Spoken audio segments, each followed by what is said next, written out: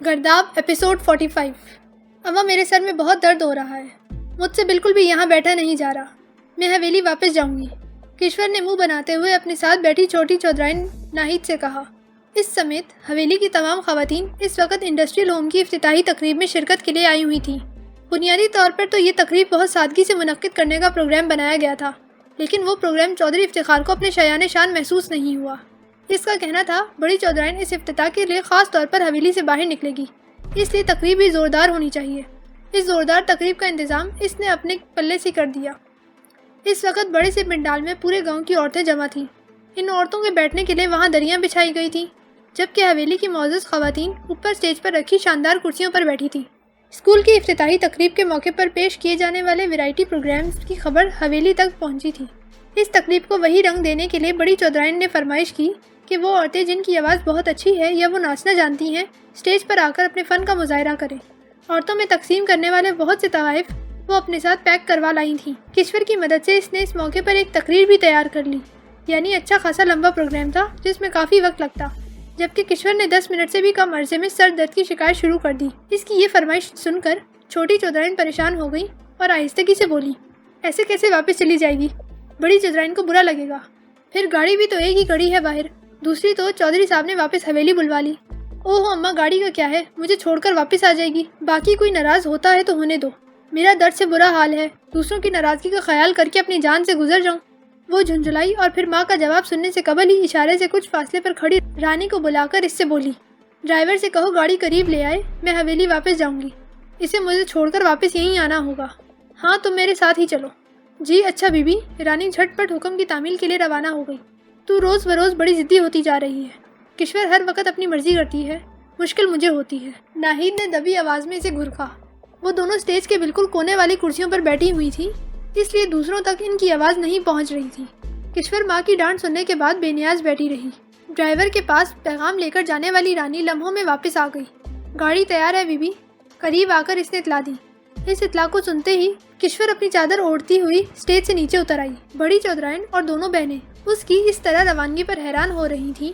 اسے خبر تھی کہ اس نے جان بوجھ کر ان میں سے کسی کی طرف نہیں دیکھا۔ اسے معلوم تھا اس کی ماں سب کے سوالوں کے جواب دینے کا فریضہ بخوبی نبھا لیں گی۔ اس وقت اس پر جو دھن سوار تھی، اس کے سامنے کسی کی ناراضگی کی فکر نہیں تھی۔ آج تو وہ اس کے کہنے پر رکنے والی بھی نہیں تھی، جس کے خاطر وہ یہ خطرہ مول لے رہی تھی۔ قسمت سے جو موقع ہاتھ آیا وہ پھر ملتا تو بھی بات نہ ہوتی جو آج ملنے جانے میں تھی۔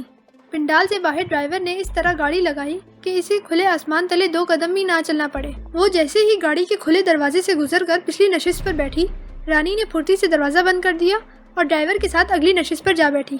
ڈرائیور نے فوراً ہی گاڑی آگے بڑھا دی۔ کچے پکے راستوں سے گزرتے ہوئے وہ درختوں کے ایک جھنڈ کے قریب پہنچی تو رانی نے ڈرائیور کی طرف دیکھتے ہوئے بولا، گاڑی یہیں روک دو شریف۔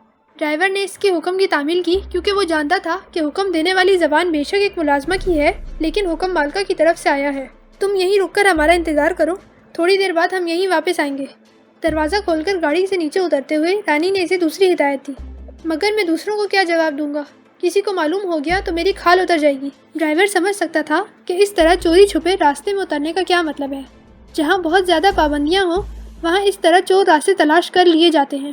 رانی یقیناً اپنی ملکن کی رازدار تھی، جو اس کی خاطر خود کو خطرے میں ڈال رہی تھی، لیکن وہ کیوں خواہ اپنی گردن پھنساتا؟ اس لیے پیچھے بیٹھی مالکن کے لحاظ کے باوجود اپنے خدشے کو زبان پر لائے بغیر نہیں رہ سکا۔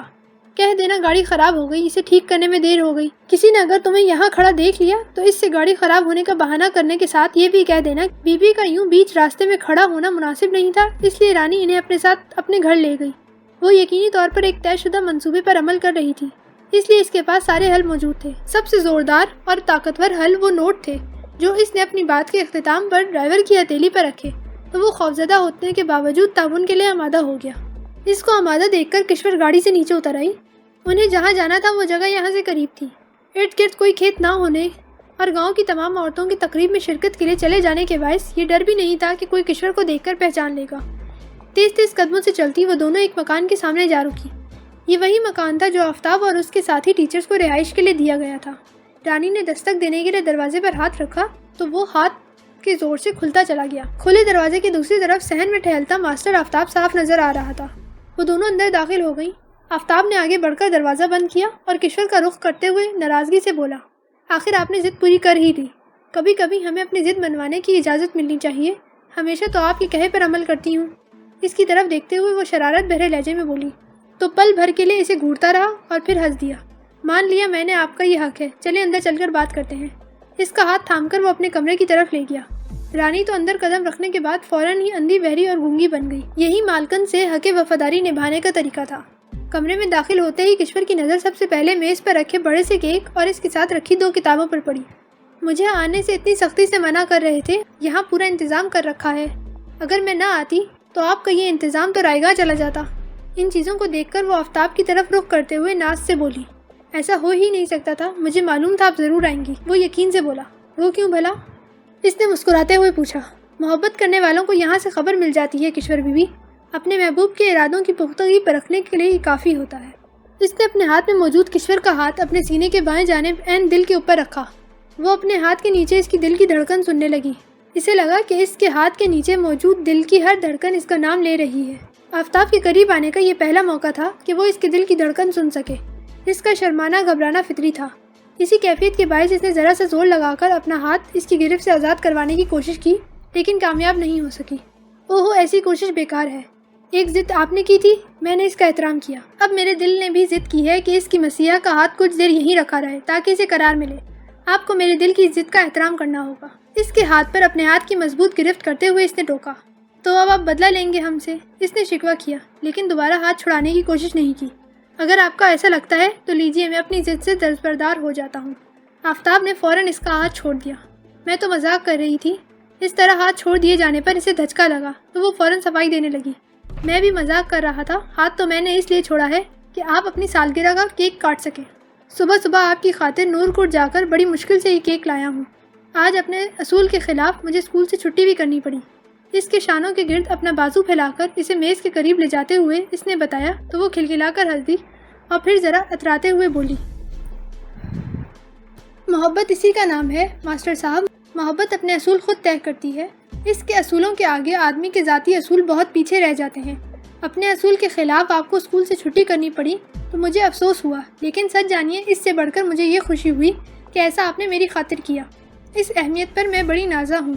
میرا دل چاہ رہا ہے ابھی باہر جاؤں اور سب کو بتا دوں کہ آفتاب مجھ سے محبت کرتے ہیں، اتنی ڈھیر ساری محبت کہ وہ میری خواہش کی تکمیل کے لیے اپنا ایک اصول قربان کر گئے۔ جی ہاں، بالکل ضرور، جا کر اپنا ہی شوق پورا کیجیے تاکہ آپ کے ابا حضور دھائیں دھائیں میرے دل میں گولیاں اتار کر مجھے یہیں دفن کر دیں۔ بعد میں آپ میری قبر پر مجاورن بن کر بیٹھ جائیے گا۔ اس کی بات پر وہ چڑھانے والے انداز میں بولا تو اس نے فوراً ہی دہل کر اس کے ہونٹوں پر اپنا ہاتھ رکھ دیا اور خفگی سے بولی، اللہ نہ کرے، کیوں ایسی باتیں منہ سے نکالتے ہیں؟ میں نہ بھی کہوں تو کیا یہ سچ نہیں کہ چودھری صاحب کے علم میں جیسے ہی یہ بات آئے گی وہ میرے ساتھ کم سے کم یہی سلوک کریں گے؟ اپنے ہونٹوں پر رکھے اس کے ہاتھ چوم کر اپنے ہاتھ میں لیتا وہ سنجیدگی سے بولا، میں ایسے کسی سچ کو نہیں سننا چاہتی، کم از کم آج کے دن تو ہرگز نہیں۔ میں اپنی سالگرہ کی خوشی سارے خدشے اور وہم بھول کر منانا چاہتی ہوں۔ میں نے اتنا خطرہ مول لے کر یہاں آنے تک کی راہ اس لیے نہیں نکالی کہ ایسی بچگونی کی باتیں سنوں۔ اس کے لہجے میں خفگی قائم تھی۔ ٹھیک ہے بابا، اب نہیں کروں گا ایسی باتیں، آپ کیک تو کاٹیں۔ اس نے فوراً ہی معذرت کرتے ہوئے ہاتھ میں چھری تھمائی اور کیک پر لگی موم بتیاں روشن کرنے لگا۔ کشور نے کیک کاٹا اور ایک چھوٹا سا پیس اس کی طرف بڑھایا۔ اس نے ذرا سا کھا کر وہی پیس اپنے ہاتھ سے اسے کھلایا۔ لائیے، اب میرا تحفہ دیجیے۔ کشور نے اس سے فرمائش کی تو اس نے کیک کے قریب رکھی کتابوں میں سے ایک کتاب اٹھا کر اس کے ہاتھ میں تھمائی۔ اس نے کتاب کھول کر دیکھی، اپنی زندگی کی سالگرہ پر اس کے لیے چھوٹا سا تحفہ۔ پہلے ہی صفحے پر خوبصورتی سے حروف لکھے گئے تھے۔ کل رات فون پر گفتگو کے دوران اس نے کشور کو بتایا کہ اس کے کالمز پر مشتمل کتاب چھپ کر آ چکی ہے۔ فی الحال کتاب کی رونمائی کی تقریب ہونا باقی تھی، لیکن پبلشر نے اسے کتاب کی چند جلدیں بھجوا دی تھی۔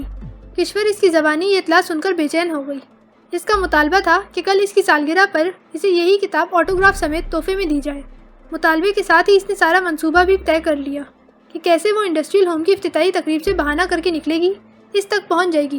آفتاب نے بڑی کوشش کی کہ اسے اس ارادے سے باز رکھ سکے، لیکن اس پر اپنی دھن سوار تھی۔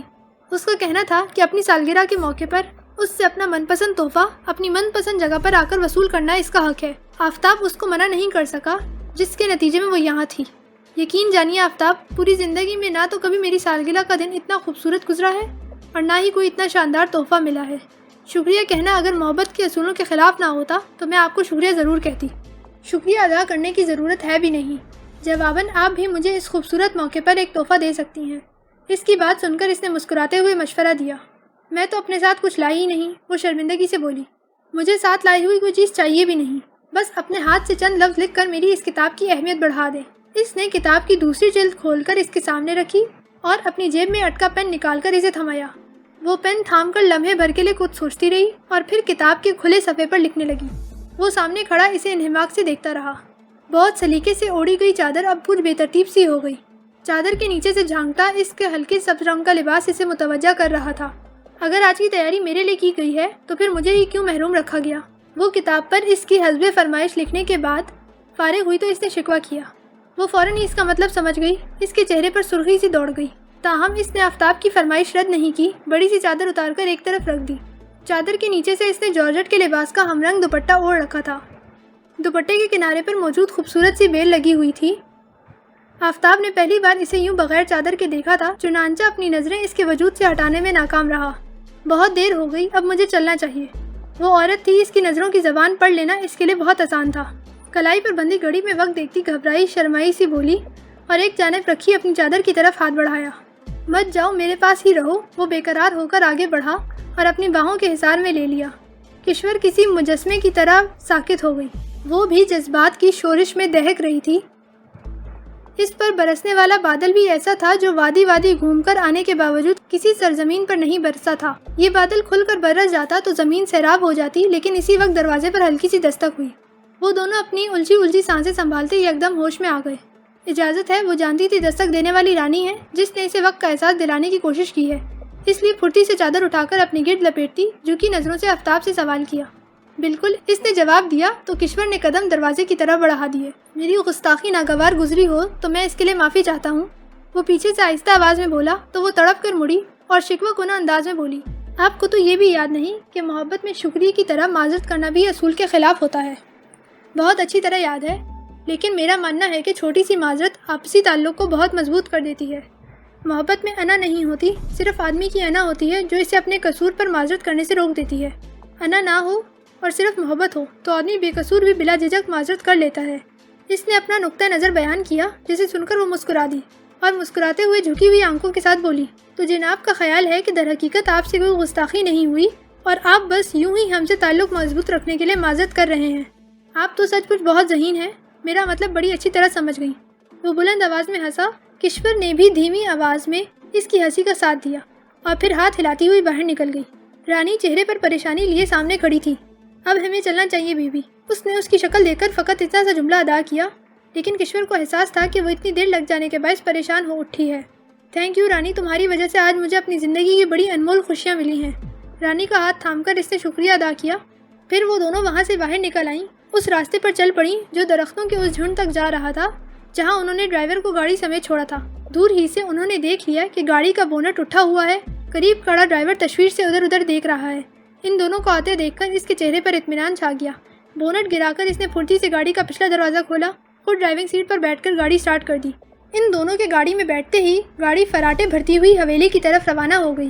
اس تیز رفتاری سے وقت کے فرق کو ختم نہیں کیا جا سکتا تھا، لیکن یہ ڈرائیور کا اضطراری عمل تھا جو وہ لاشعوری طور پر ایسی کوشش کر رہا تھا۔ کیا پوزیشن ہے عبد المنان؟ سب کچھ ٹھیک چل رہا ہے؟ گاڑی پیر آباد کی حدود میں داخل ہوئی تو اس نے عبد المنان کا نمبر ملا کر اس سے پوچھا۔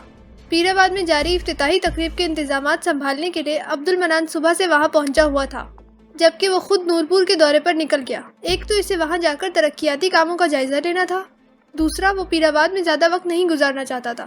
تقریب میں شرکت کے باعث اسے اپنا وقت چودھری کے ساتھ گزارنا پڑتا، جبکہ چودھری اور وہ دو مختلف دنیاؤں کے بندے تھے۔ چنانچہ چودھری کو برداشت کرنا اس کے لیے کسی کڑے امتحان سے کم نہیں تھا۔ خود کو اس امتحان میں زیادہ دیر مبتلا ہونے سے بچانے کے لیے اس نے اپنا آج کا شیڈیول اس طرح ترتیب دیا کہ پیر آباد میں مختصر وقت کے لیے ہی ٹھہرنا پڑے، اور اب طے شدہ شیڈیول کے مطابق وہ مقررہ وقت پر پیر آباد کی حدود میں داخل ہو گیا۔ Every thing is all right. تقریب ابھی جاری ہے، میرے ساتھ آنے والی خاتون صحافی اندر پنڈال میں موجود ہیں اور تقریب کی کوریج کر رہی ہیں۔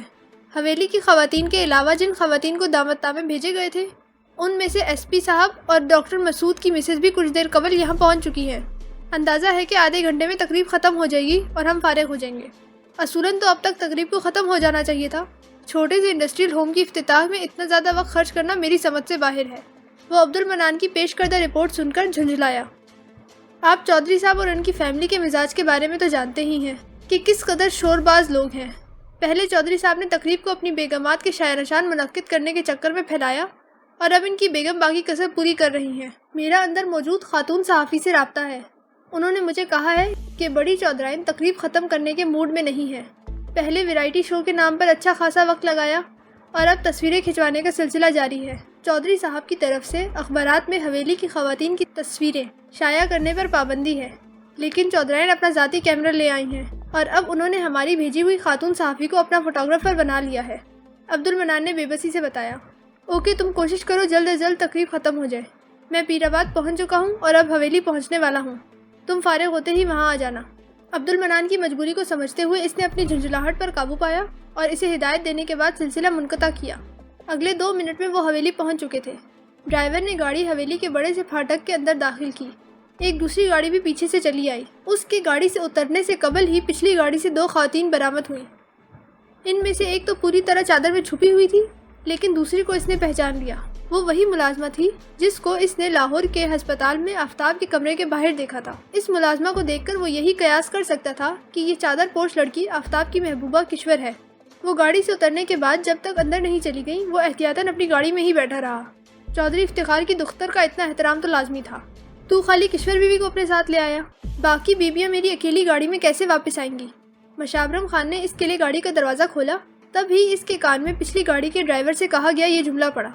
मैं भी दोबारा वापस जाऊंगा। बीबी की तबीयत ख़राब हो रही थी, इसलिए वो जल्दी उठाई, पर नसीब की खराबी के रास्ते में गड्डी ही ख़राब हो गई। बड़ी मुश्किल से मैंने इसे ठीक किया, तब कहीं जाकर हम इधर पहुंच सके। मुझे तो खुद फिक्र हो रही है कि उधर गाड़ी का इंतज़ार हो रहा होगा। बड़ी चौधराइन सा खफा होंगी कि मैंने इतनी देर क्यों लगाई, पर मैं क्या करता, इन मशीनों का कोई भरोसा थोड़ी है, अचानक से आदमी को धोखा दे जाती हैं। अंदर जाते हुए ड्राइवर की बयान करदा सूरत हाल इसके कानों में पड़ी, जिसको सुनकर वो इतना समझ गया कि तकरीब ख़त्म ना होने के बावजूद किश्वर क्यों जल्दी वापस आ गई। इसका इस्तकबाल करने वाले मुलाजिम ने इसे हवेली के शानदार ड्राइंग रूम में पहुंचा दिया। वहाँ चौधरी के साथ एसपी मौज़म तारड़ भी पहले से मौजूद थे। वो दोनों शतरंज की बाजी जमाए हुए बैठे थे। आइए एसी साहब, हम आपका इंतज़ार कर रहे थे, बड़ी देर लगा दी आपने। इसे देखते ही चौधरी ने पुरजोश अंदाज में इस्तकबाल करते हुए शिकवा किया। जी हाँ, असल में मुझे आज नूरपुर के दौरे पर भी जाना था। आपको तो मालूम है वहाँ भी हमारे प्रोजेक्ट्स पर काम हो रहा है। बस वहाँ से वापस आते आते कुछ ताख़ीर हो गई। चौधरी और एसपी दोनों से बारी बारी मुसाफा करते हुए इसने अपने देर से आने की वजह बताई। इतनी सी उम्र में आप किन झमेलों में पड़ गए हैं एसी साहब? अभी तो ये आपके खेलने खाने की उम्र है। अभी आप लाइफ एंजॉय करें। बहुत वक्त पड़ा है इस तरह के सोशल वर्क करने के लिए। इसके शाने पर हाथ रखते हुए चौधरी ने इसे मशवरा दिया। चौधरी साहब, मैं उन लोगों को बेवकूफ़ समझता हूँ जो वक्त पर भरोसा करके अपनी उम्रें गुजार देते हैं। वैसे भी हम खाने वालों में से नहीं हैं। खेल भी फेयर तरीके से खेलना पसंद करते हैं। हाँ, अगर सामने वाला बेईमानी पर उतर आए तो उसकी चालों का हमारे पास यही तोड़ रह जाता है कि हम उसी की चाल उस पर उलट दें। इसने मानिखेज लहजे में चौधरी की बात का जवाब दिया और बिसात पर बिखरे मोहरों का जायजा लेने लगा। मोहरों की पोजीशन बता रही थी कि एसपी को मात होने वाली है। क्या एसपी साहब को मात होने से बचाने के लिए गौर कर रहे हैं एसी साहब? चौधरी ने इसे छेड़ा। जी नहीं, आप में से किसी को भी मात हो, मेरा इसमें कोई नुकसान नहीं। आप खेल जारी रखिए, मैं देखता हूँ कि एसपी साहब खुद को मात से बचाने के लिए क्या तरकीब लड़ाते हैं। इसने मुस्कुराकर मानिखेज लहजे में जवाब दिया, जिसे ना समझते हुए वो दोनों एक बार फिर खेल की तरफ मुतवज्जा हो गए। लेकिन इससे कबल ड्राइंग रूम में भौंचाल सा आ गया। भौंचाल बनकर वहाँ आने वाला अच्छे तन और तोश का एक आदमी था। चेहरे पर मौजूद मखसूस वहशत इसके जहनी माजूरी का ऐलान कर रही थी। मैं यहाँ खेलूँगा, तुम गंदी हो, मुझे कहीं भी जाने नहीं देती। वो हाँफती हुई मुलाजमा से मुखातिब हुआ जो इसे संभालने की कोशिश कर रही थी। वो मुलाजमा से कहता हुआ हाथ में प्लास्टिक के बल्ले से ड्राइंग रूम में सजे कीमती डेकोरेशन पीसेस को बॉल की तरह हिट कर रहा था। देखते ही देखते 4 डेकोरेशन पीसेस इसके बल्ले की जद में आकर ज़मीन बोस होने के बाद चकनाचूर हो गए। वो देख रहा था कि हर टूटने वाले डेकोरेशन पीस के साथ मुलाजमा के चेहरे पर छाया खौफ और बेबसी के बादल गहरे होते जा रहे हैं। आप ऊपर चलिए छोटे शाहजी, वहाँ आपके बहुत सारे खिलौने हैं। ऊपर जाकर मैं आपके साथ खेलूंगी। मुलाजमा कपकपाती हुई आवाज़ में इस एबनॉर्मल नौजवान को बहलाने की कोशिश करते हुए इसके पीछे चल रही थी। खौफ और परेशानी के आलम में इसे नीचे पड़ी किरचियों से जख्मी हो जाने वाले पैरों का एहसास भी नहीं था। मेहमानों के सामने पेश आने वाली इस सूरत हाल पर चौधरी का मूड पूरी तरह ख़राब हो गया। वो जलाल से भरा मुलाजमों को पुकारने लगा। फौरन ही 3-4 मुलाजिम वहाँ आ पहुँचे और उसके इशारे पर नौजवान को पकड़कर ड्राइंग रूम से बाहर ले गए। माफ़ कर दें सरकार, मालूम नहीं कैसे छोटे शाहजी मेरी आंख बचाकर नीचे उतर आए। دوبارہ ایسی غلطی نہیں ہوگی۔ زخمی پیروں والی ملازمہ فوری طور پر باہر جانے کے بجائے وہیں رک کر دونوں ہاتھ جوڑتے ہوئے چودھری سے معافی مانگنے لگی۔ تیرا تو میں بعد میں فیصلہ کروں گا، ابھی اپنی شکل گم کر میرے سامنے سے۔ چودھری غضبناک انداز میں دھاڑا۔ وہ بیچاری اس کی بات سن کر اور زیادہ بری طرح لرزنے لگی، تاہم اس میں مزید کچھ کہنے کی ہمت نہیں تھی، اس لیے چپ چاپ باہر نکل گئی۔ اس کے باہر نکلنے کے بعد ایک دوسری ملازمہ آ کر وہاں موجود پھیلاوا سمیٹنے لگی۔ چودھری کے چہرے کے تاثرات سے ظاہر تھا کہ اس کا مزاج بری طرح برہم ہو چکا ہے اور اسے اپنے آپ کو کنٹرول کرنے میں سخت دشواری پیش آ رہی ہے۔ آپ لوگ تشریف رکھیں، میں تھوڑی دیر میں واپس آتا ہوں۔ بالآخر وہ برداشت نہ کر سکا اور یہ کہتا ہوا ڈرائنگ روم سے باہر چلا گیا۔ کون تھے وہ صاحبزادے؟ شہریار یہ تو سمجھ چکا تھا کہ لڑکے کا تعلق چودھری کے خاندان سے ہے، بس اس نے چودھری سے اس کا رشتہ معلوم کرنے کے لیے سوال کیا۔ چودھری صاحب کا سب سے چھوٹا بیٹا بہزاد شاہ ہے، بیچارہ ذہنی طور پر معذور ہے۔ ایس پی نے جواب دیا تو وہ سر کو تفہیمی جنبش دے کر خاموش ہو گیا۔ تھوڑی دیر بعد چودھری بھی واپس آ گیا۔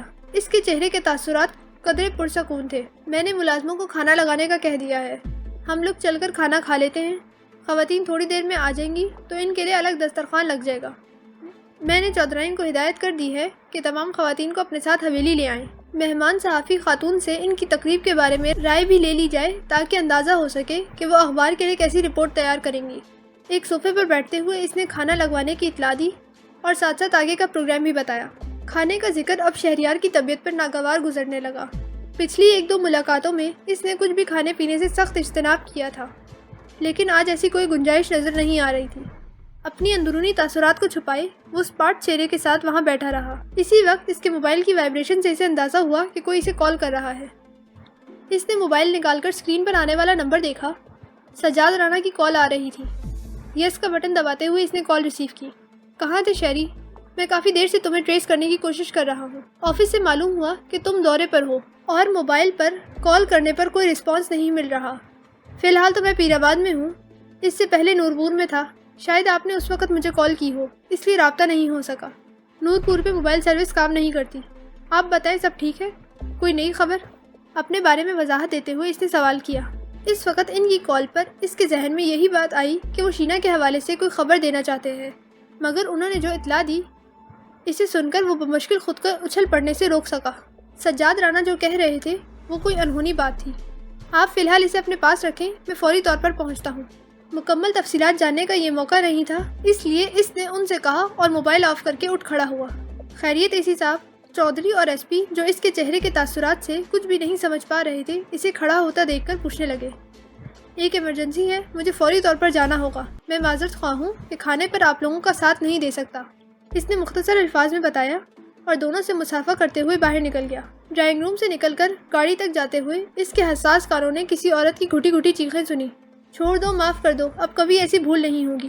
وہ روتے ہوئے کسی سے التجا کر رہی تھی۔ اس آواز پر اس کا دھیان فوری طور پر اس ملازمہ کی طرف گیا جس کی غفلت کی وجہ سے بہزاد شاہ ڈرائنگ روم میں پہنچ گیا تھا اور وہاں توڑ پھوڑ مچا دی تھی۔ یقیناً اس ملازمہ کو اس کی کوتاہی کی سزا دی جا رہی ہوگی۔ چودھری صاحب تھوڑی دیر کے لیے ڈرائنگ روم سے صرف اسی کام کے لیے باہر نکلا تھا کہ ملازمہ کے لیے سزا کا تعین کر سکے۔ تب ہی جب وہ واپس آیا تو اس کے چہرے پر اطمینان تھا۔ انسانیت کے ساتھ روا اس کی ناانصافی پر جلتا کھڑتا وہ اپنی گاڑی میں آ بیٹھا۔ بنگلے پر چلو، وہاں سے ہم لاہور کے لیے روانہ ہوں گے۔ گاڑی میں بیٹھنے کے بعد اس نے مشاورم خان کو حکم دیا۔ لاہور جانے کے لیے اپنے ذاتی سامان کو لینے کے علاوہ گاڑی کو بھی ایک بار چیک کرنا ضروری تھا، اس لیے یہیں سے براہ راست روانگی کے بجائے کچھ دیر نورکوٹ میں اپنے بنگلے پر رکنا ضروری تھا۔ میں ایک ضروری کام سے فوری طور پر لاہور جا رہا ہوں، تم یہاں کے سارے معاملات خود ہی سنبھال لینا۔ گاڑی کے چلتے ہی اس نے عبدالمنان کو فون کر کے ہدایت دی۔ تجربے کار مشاورم خان لوگوں کے مزاج کو سمجھنے میں ماہر تھا۔ اس وقت بھی اس نے اندازہ لگا لیا کہ شہریار عزلت میں ہے، اس لیے بہت مشاقی کے ساتھ فل سپیڈ میں گاڑی دوڑا رہا تھا۔ تیز رفتاری سے چلتی گاڑی پیر آباد کے قبرستان کے قریب سے گزری تو کسی معمول کی طرح اس کی طرف متوجہ ہو گیا۔ اس قبرستان میں ایک قبر ایسی بھی تھی جس پر مابانوں کے نام کا کتبہ لگا ہوا تھا۔ اس نے دل ہی دل میں اس قبر میں دفن ہستی کے لیے دعائے مغفرت کی اور راستے کی طرف توجہ کر لی۔ جانے پہچانے راستوں سے گزرتی اس کی گاڑی بنگلے پر پہنچ گئی۔ دفتر سے فون آیا تھا، کوئی سرمد صاحب آپ سے بات کرنے کے خواہشمند تھے، شاید کوئی بہت اہم معاملہ ہے۔ انہوں نے آپریٹر کو اپنا نمبر دے کر ہدایت کی ہے جیسے ہی آپ آئے ان سے رابطہ کر لیں۔ آپریٹر نے احتیاطاً فون کر کے مجھے بھی نمبر نوٹ کروا دیا تھا کہ اگر آپ آفس کے بجائے یہاں پہنچے تو آپ کو پیغام دے دیا جائے۔ بنگلے میں داخل ہوتے ہی بیٹ مین نے اس کے ہاتھ سے بریف کیس لیتے ہوئے پیغام دیا تو وہ تھوڑا سا الجھ گیا۔ فوری طور پر اسے بالکل بھی یاد نہیں آ رہا تھا کہ سرمد نامی شخص کون ہے۔ میں لاہور جا رہا ہوں، تم میرا سامان ریڈی کر دو۔ سرمد کے بارے میں یاد کرنے کی کوشش کرتے ہوئے اس نے بیٹ مین کو حکم دیا اور ٹیلی فون کے ساتھ رکھے نوٹ پیڈ پر درج سرمد کے نمبر کو دیکھنے لگا۔ وہ موبائل نمبر تھا۔ بیٹ مین کے سامان پیک کرنے تک ملنے والی مہلت میں اس نے اس نمبر پر کال کر کے اپنی الجھن کو دور کر لینا مناسب سمجھا۔ میں اسسٹنٹ کمشنر شہریار عادل بات کر رہا ہوں۔ آپ یقیناً سرمد بات کر رہے ہیں۔ فرمائیے، آپ کو کس سلسلے میں مجھ سے فوری طور پر ضروری بات کرنی تھی؟ رابطہ ہوتے ہی اس نے اپنا تعارف کرواتے ہوئے اس سے دریافت کیا۔ جواباً وہ بہت پرجوش انداز میں اپنے فون کرنے کی وجہ بتانے لگا۔ مردے زندہ نہیں ہو سکتے، لیکن وہ ہو گئی تھی۔ وہ جس کے نام کی قبر پیر آباد کے قبرستان میں موجود تھی، اس کے سامنے زندہ سلامت جیتی جاگتی حالت میں بیٹھی تھی۔ پہلے کے مقابلے میں اگر اس میں کوئی فرق آیا تھا تو صرف یہ کہ اس کی صحت کافی گر گئی تھی اور چہرے پر زردی سی تھی۔ یہ سب کیا ہے ماں بانو؟ تم زندہ ہو تو وہ کون تھی جسے تمہارے نام پر دفنایا گیا؟ تم اتنا عرصہ کہاں غائب رہی؟ آپ کے ان سارے سوالوں کا جواب دینے کے لیے میں آپ کو اپنے ساتھ پیش آنے والے واقعات سناتی ہوں۔ اس نے پے در پے کیے گئے اس کے سوالوں کے جواب میں کہا اور پھر ذرا کھنکارتی ہوئی روانی سے شروع ہو گئی۔ آپ کو موتی والا صاحب اور ان کی بیوی کا علم ہوگا۔ اس واقعے کی رات موتی والا صاحب کے ڈرائیور سرمد نے مجھے اپنے ایک دوست عامر کے گھر منتقل کر دیا۔ میں عامر کے گھر اس کی بوڑھی والدہ کے ساتھ رہنے لگی۔ اسی محلے میں جمیلہ نامی ایک لڑکی رہتی تھی۔ اللہ کی مصلحت کہ اس نے اس بیچاری کو مکمل شخصیت نہیں دی تھی۔ خواجہ سراؤں کے ایک گروہ کی اس پر نظر پڑ گئی تو وہ اسے اپنے ساتھ گھیر کر لے جانے کے چکر میں پڑ گئے۔ ایک روز وہ عامر کی امی کی مزاج پرسی کے لیے آئی تھی تو بہت گھبرائی ہوئی تھی۔ اس وقت اس نے مجھے اپنی اصلیت سے آگاہ کیا۔ وہ اتنی ڈری ہوئی تھی کہ واپس اپنے گھر جانے کی بھی ہمت نہیں کر پا رہی تھی۔ میں نے یہ ترکیب نکالی کہ اس کا اور اپنا لباس آپس میں تبدیل کر لیا اور اس سے کہا کہ میں گلی کے نکڑ تک جاتی ہوں، جو لوگ تمہارے پیچھے لگے ہیں وہ دھوکہ کھا کر میرے پیچھے لگ جائیں گے، تم اتنے میں چپکے سے اپنے گھر چلی جانا۔ میرا اندازہ صحیح نکلا۔ جمیلہ کا پیچھا کرنے والے کپڑوں سے دھوکہ کھا کر میرے پیچھے لگ گئے۔ میرا ارادہ تھا کہ نکڑ پر پہنچنے کے بعد میں اپنے چہرے پر سے چادر ہٹا دوں گی تاکہ وہ لوگ یہ جاننے کے بعد کہ میں جمیلہ نہیں ہوں میرا پیچھا چھوڑ دیں، مگر یہاں مجھ سے اندازے کی غلطی ہو گئی۔ اس سے پہلے ہی کہ میں اس پتلی سی گلی کے نکڑ تک پہنچتی، ان لوگوں نے مجھ پر ایک بڑی سی چادر ڈال کر مجھے قابو کر لیا اور مجھے اپنے ساتھ ڈیرے پر لے گئے۔ وہاں جا کر ان پر یہ بات کھلی کہ وہ جمیلہ کے بجائے کسی اور کو اغوا کر لائے ہیں۔ وہ سمجھ گئے کہ ان کے ساتھ دھوکہ ہوا ہے۔ غصے میں ان کے گروہ نے مجھے بری طرح مارا پیٹا اور رسیوں سے باندھ کر ایک طرف ڈال دیا کہ جب ہمیں جمیلہ ملے گی تب تجھے چھوڑ دیں گے۔ دوسرے دن وہ لوگ دوبارہ اس محلے میں گئے۔ انہیں پتہ چلا کہ عامر کا گھر دھماکے سے اڑ چکا ہے۔ اس حادثے میں اس کی ماں اور مہمان لڑکی ماری گئی۔ میں تو ان کے قبضے میں تھی، اس لیے انہوں نے سمجھ لیا کہ مرنے والی لڑکی جمیلہ تھی۔ ان کا گروہ ایک ظالم اور غصہ آور شخص تھا۔ جمیلہ کے ہاتھ سے نکل جانے پر اس نے مجھ سے پورا انتقام لیا۔ اس کی مار پیٹ اور تشدد سے گھبرا کر میں اس کا یہ مطالبہ ماننے پر راضی ہو گئی کہ میں جمیلہ کے بدلے میں ان کے ساتھ رہ کر کام کروں گی۔ وہ لوگ الٹے سیدھے کپڑے اور میک اپ کے ذریعے میرا حلیہ بگاڑ کر مجھے اپنے ساتھ اپنے دھندوں پر لے جاتے۔ ان لوگوں کی سخت نگرانی اور تشدد سے خوفزدہ ہو کر میرا ذہن بری طرح معوف ہوا کہ مجھ میں فرار کی ہمت ہی نہیں رہی۔ مگر کچھ دن قبل میں نے آپ لوگوں کو لاہور میں دیکھا۔ اسی دن مجھ پر حقیقت بھی کھلی کہ گرو الماس ایک ہندو ہے۔ ان دونوں باتوں نے میرے کھو جانے والے حواس کو بحال کر دیا۔ گرو نے اپنے گروہ سے بھی اپنی حقیقت چھپا رکھی ہے۔ میں نے ان میں سے ایک کو اس راز سے آگاہ کر دیا تو یوں مجھے اس کی ہمدردیاں حاصل ہو گئیں۔ پچھلی رات وہ اور میں ایک شادی کے والے گھر میں رکے ہوئے تھے۔ ہم نے منصوبہ بنایا کہ وہاں سے فرار ہو جائیں گے، لیکن اتفاق سے مجھے معلوم ہوا کہ جس لڑکی کی شادی ہو رہی ہے وہ سرمد کی محبوبہ ہے اور اسے مجبور کر کے زبردستی اس کی شادی ایک بوڑھے سے کی جا رہی ہے۔ میں نے نیلم کو نگار کے ساتھ وہاں سے فرار کروا دیا اور خود اس کی جگہ لے لی۔ میں نے نیلم کے ہاتھ سرمد کو یہ پیغام بھی بھیجا کہ وہ کسی طرح آپ سے رابطہ کر کے میرے بارے میں اطلاع دے دے۔ صبح پولیس نیلم کے گھر آ پہنچی۔ انہیں خواجہ سراؤں کے قبضے میں موجود ایک اغوا شدہ لڑکی کی تلاش تھی۔ میں یہی سمجھی کہ سرمد کا آپ سے رابطہ ہو گیا ہے اور آپ نے پولیس کو بھیجا ہے، لیکن بعد میں جب DIG صاحب تھانے پہنچے تو معلوم ہوا کہ وہ لڑکی تو کوئی اور تھی جسے تلاش کیا جا رہا تھا۔ میں جانتی تھی کہ DIG صاحب آپ کے کزن ہیں۔ میں نے ان سے درخواست کی کہ آپ کو میرے بارے میں اطلاع دی جائے، بس پھر اس کے بعد وہ مجھے اپنے ساتھ یہاں لے آئے، لیکن معلوم نہیں سرمد نے آپ سے رابطہ کیوں نہیں کیا۔ مجھے فکر ہو رہی ہے کہ نیلم اس کے پاس خیریت سے پہنچی بھی ہے یا نہیں۔ ساری داستان سنانے کے بعد اس نے آخر میں نیلم کے بارے میں تشویش کا اظہار کیا۔ سرمد کا مجھ سے رابطہ ہو گیا تھا، نیلم اس کے پاس پہنچ چکی ہے اور ان دونوں نے نکاح بھی کر لیا ہے۔ اس کی تسلی کے لیے شہریار نے اسے اطلاع دی اور پھر سجاد رانا کی طرف متوجہ ہو گیا، جو اس ساری گفتگو کے دوران بالکل خاموش بیٹھے تھے۔ شینا کے ملنے کی امید بندنے کے بعد ملنے والی مایوسی نے انہیں بے حد رنجیدہ کر دیا، لیکن پھر بھی وہ کسی نہ کسی طرح خود کو سنبھالے ہوئے تھے۔ خواجہ سراؤں کا وہ گروہ گرفتار ہو چکا ہے۔ فرار ہونے والے خواجہ سرا نگار کو بھی اس کے گھر سے اٹھوا لیا گیا ہے۔ ان کا گروہ البتہ ہاتھ نہیں آ سکا۔ गुरु असल मुजरिम है, लेकिन इन तीनों को भी आनत जुर्म में सजा दी जाएगी। सज्जाद ने इसे अपनी तरफ रुख करते हुए देखकर खुद ही बताया। इन अफराद की गिरफ्तारी के अलावा इंस्पेक्टर रफीक खोकर से भी पूछगछ जरूरी है। वो माबानों के केस पर काम कर रहा था। आखिर इससे इतनी बड़ी गलती कैसे हो गई? इसने जमीला को माबानों तस्लीम कर लिया। मरने वालों का पोस्टमार्टम होता तो ये बात वाज़ेह हो जाती कि जो लड़की मरी है वो माबानों नहीं थी। इसने एक लॉजिकल नुक्ता उठाया। एक नॉर्मल लड़की और तीसरे जिन से ताल्लुक़ रखने वाले फ़र्द का फ़र्क तो सरसरी जायज़ा लेने से ही मालूम हो जाता है, लेकिन ऐसी कोई बात सामने नहीं आई थी। इसका मतलब यही था कि रफ़ीक खोकर ने बेपरवाही दिखाई है। तुम बिल्कुल ठीक कह रहे हो, मैं अभी बात करता हूँ। सज्जाद राणा ने तायीद की और फ़ौरन ही फ़ोन पर किसी से राब्ता करके हुक्म दिया कि रफ़ीक खोकर से बात करवाई जाए। 2 मिनट बाद ही रफ़ीक खोकर का फ़ोन आ गया।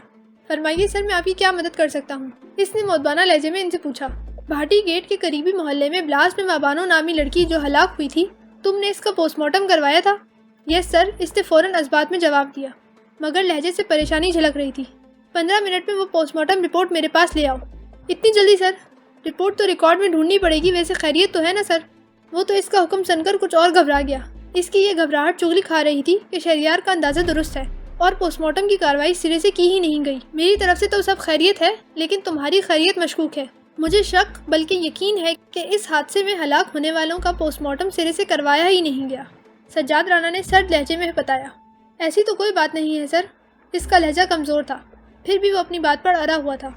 ऐसी ही बात है, और इसका सबूत ये है कि जिस लाश को माबानो नामी लड़की के नाम से शनाख्त किया गया था, इस वक्त वो मेरे सामने जिंदा हालत में बैठी हुई है। मगर लड़की के कपड़ों वगैरह से तो इसकी शनाख्त हो गई थी। वो सही मानों में घबरा गया और कमज़ोर सी दलील दी। तुम्हारी इस नाअहली ने साबित कर दिया कि तुम पुलिस महकमे में काम करने के लायक नहीं हो। तुम इसी वक्त अपने आप को फारिग समझो, तहरीरी ऑर्डर जल्द ही तुम तक पहुंच जाएंगे। इसने गुस्से से कहते हुए फ़ोन रखा। मेरी इस शख्स से मुलाकात हुई थी तो मुझे काफ़ी एफिशिएंट बंदा लगा था, लेकिन नाअहली के इस मुजाहरे से पता चलता है कि मेरा अंदाज़ा गलत था। शहरियार ने तबसरा किया। अब इसे अपनी नाअहली की सज़ा भुगतनी पड़ेगी, तो मालूम हो जाएगा कि पुलिस की जॉब कोई मजाक नहीं। इन जैसे नाअहलों की वजह से ही तो पुलिस का महकमा बदनाम होकर रह गया है। वो शदीद गुस्से में था। रिलैक्स सज्जाद भाई, इस तरह अपना टेम्पर लूज करेंगे तो मामलात कैसे संभालेंगे? इसने उन्हें ठंडा करने की कोशिश की और फिर खामोश तमाशाई बनी माबानों की तरफ रुख करते हुए बोला, तुम गेस्ट रूम में जाकर आराम करो। वो इस हुक्म पर अपनी जगह से खड़ी हो गई। इसके लाहौर पहुंचने तक वो गेस्ट रूम में ही थी, इसलिए वहाँ का रास्ता मालूम था। सज्जाद, देखिए मैंने शरीना की ये तस्वीरें निकाली हैं। आप बदनामी का ख्याल छोड़ें और ये तस्वीरें अखबारात में छप पा दें। हो सकता है कि तस्वीरें अखबारात में छपें तो कोई ना कोई हमें शीना के बारे में मालूमात दे दे। इसके बाहर निकलने से पहले मरियम बहुत सी तस्वीरें लिए वहाँ पहुँची। वो सारी तस्वीरें सेंटर टेबल पर इस अंदाज में रखी थी कि वो बिखर सी गई। मावानो, जिसकी तवज्जो खुद ब खुद इस तरफ मबजूल हो गई थी, तस्वीरों पर नज़र पड़ते बुरी तरह चौंकी और एक तस्वीर हाथ में लेकर बगौर जायज़ा लेने लगी। जैसे जैसे वो तस्वीर का जायज़ा ले रही थी, इसके चेहरे का रंग बदलता जा रहा था। मुझे आपसे तन्हाई में कुछ कहना है सर। क्या आप मेरे साथ गेस्ट रूम तक चल सकते हैं? बिल आखिर फैसला कुन नतीजे पर पहुंचकर इसने शहरियार से दरख्वास्त की। वो कुछ ना समझने के बावजूद इसके लहजे की संजीदगी महसूस करते हुए इसकी बात मानने पर राजी हो गया। वो दोनों साथ साथ चलते गेस्ट रूम तक पहुंचे। हाँ बोलो, क्या कहना चाहती हो तुम? मैं उस तस्वीर वाली लड़की के बारे में बात करना चाहती हूँ। वो लड़की कौन है? वो सज्जाद भाई की बेटी शीना है। कुछ रोज़ पहले इसे ख्वाजा सराओं के एक ग्रोह ने अगवा किया है, लेकिन अपनी तमाम तर कोशिशों के बावजूद इसे तलाश करने में कामयाब नहीं हो सके। मगर तुम क्यों इसके बारे में पूछ रही हो? इसकी बात का जवाब देते हुए उसने ज़रा चौंक कर पूछा। मुझे यकीन है कि मैंने इस लड़की को देखा है और मुझे ये शक है कि अब वो जिंदा नहीं है। इसने बमुश्किल इसे इतला दी। मॉडल टाउन की कोठी में खेला जाने वाला खूनी खेल इसकी याददाश्त से महव नहीं हुआ था और अब शीना की तस्वीर देखकर तो और शिद्दत से इस पूरे वाक़े की याद आ गई थी। तुम किस वजह से ये सब कह रही हो? मुझे तफसील से पूरी बात बताओ। शहरियार ने इससे कहा तो वो अटक अटक कर सारा किस्सा सुनाने लगी। सारी बात सुनकर वो तीर की मानंद तेजी से गेस्ट रूम से बाहर निकल आया। इसके अंदाज से जाहिर था कि इसके अंदर कहरो गज़ब की एक आग सी भड़क रही है जिसमें वो सब कुछ जलाकर भस्म कर देगा।